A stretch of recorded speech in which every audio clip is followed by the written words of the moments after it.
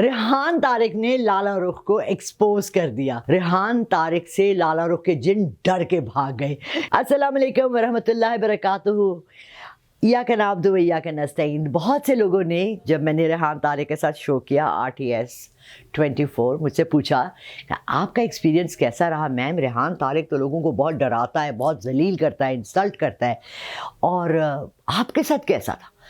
اور میں نے سب کو کیا جواب دیا، وہ یہ تھا کہ الحمدللہ ریحان طارق از اے ونڈرفل پرسن، اور اس نے میری بہت رسپیکٹ کی، اور اس نے مجھے بہت رسپیکٹ والا ہمارا شو تھا، ہم دونوں نے ایک دوسرے کی رسپیکٹ کی، اور اس شو میں ایسا کچھ نہیں تھا جس میں کہ کوئی ایسا تھمنے لگاتا کہ ریحان طارق نے مجھے ایکسپوز کیا یا مجھے ذلیل کیا یا میرے جنات کو کیا یا فلانا کیا۔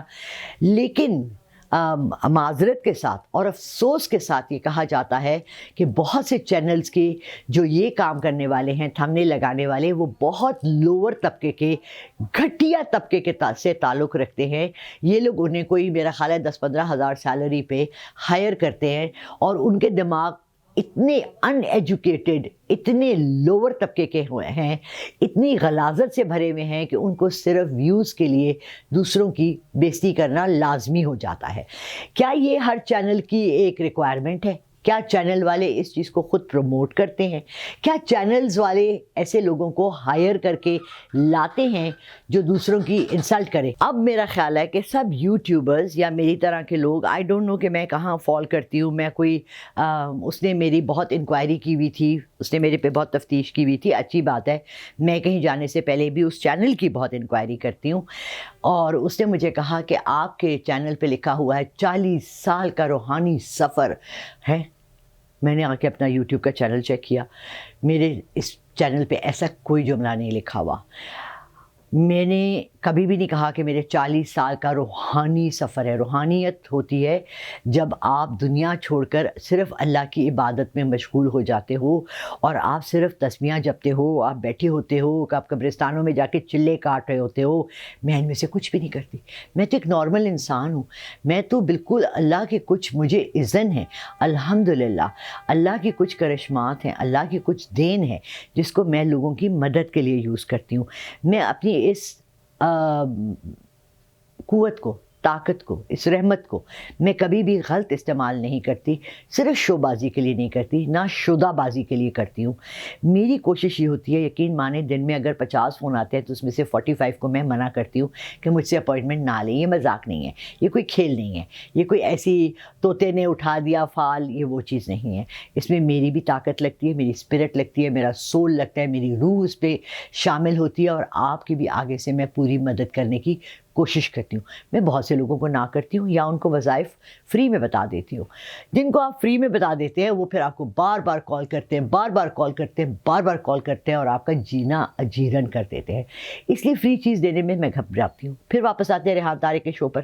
ریحان طارق کے شو پر بہت اچھا شو رہا، 2 گھنٹے کی ریکارڈنگ تھی۔ مجھے نہیں سمجھ آئی کہ وہ توڑ کر اور بیچ میں سے کلپس کیوں لگا رہے ہیں۔ ایک خوبصورت چیز کو انہوں نے مسمار کر کے، مسک کر کے، ایک آؤٹ آف کانٹیکسٹ چیزیں لگا کے ایسا کام بنا دیا ہے جو کہ بہت سے لوگ اس پہ کرٹیسزم کر رہے ہیں۔ مجھے کوئی اعتراض نہیں ہے، ریحان طارق نے اپنا جواب دینا ہے، میں نے اپنا جواب دینا ہے۔ مجھے بہت برا لگا جن لوگوں نے، وہ حکیم صاحب نے جا کے پھر اپنے اس پہ شوز بنائے۔ لیکن جب کل مجھ سے کسی نے شیئر کیے یہ تھم نیلز جس میں لکھا تھا کہ ریحان طارق نے میڈم کی کلاس لی، تب مجھے افسوس سے یہ ویڈیو بنانی پڑ رہی ہے۔ ریحان طارق، آپ ذمہ دار ہیں، میں آپ کی مہمان تھی، میں کسی چینل کو نہیں جانتی، میں کسی پرسن کو نہیں جانتی، میں آپ کی ٹیم انیلا کو اور ریحان طارق کو ذاتی طور سے یہ کہہ رہی ہوں کہ پلیز اپنا اخلاق تھوڑا بہتر کر لیں، اپنے الفاظ تھوڑے بہتر کر لیں۔ اللہ نے جو عزت دینی ہوتی ہے نا، وہ ان کو بھی دیتا ہے جو اچھے الفاظ یوز کرتے ہیں۔ اللہ نے جب آپ کو رسپیکٹ دینی ہوتی ہے تو اچھی زبان استعمال کر کے بھی آپ کو مل جاتی ہے۔ گھٹیا پنے سے جو عزت ملتی ہے وہ بہت کم عرصے کے لیے ہوتی ہے۔ آپ دیکھیں کہ میں 5 سال سے اس شعبے میں ہوں، الحمدللہ لوگوں نے میرے اوپر بہت تنقید کی، بہت مذاق اڑایا، بہت سے مجھے فونز آئے.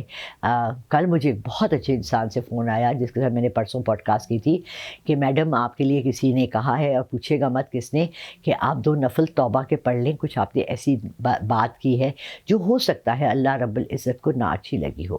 میری تو کوشش یہی ہوتی ہے کہ میں اپنے رب کو راضی رکھوں، لیکن 2 نفل توبہ کے کوئی مشکل کام تو نہیں ہے، اور اللہ سے تو ہمیں ہر وقت توبہ مانگنی چاہیے.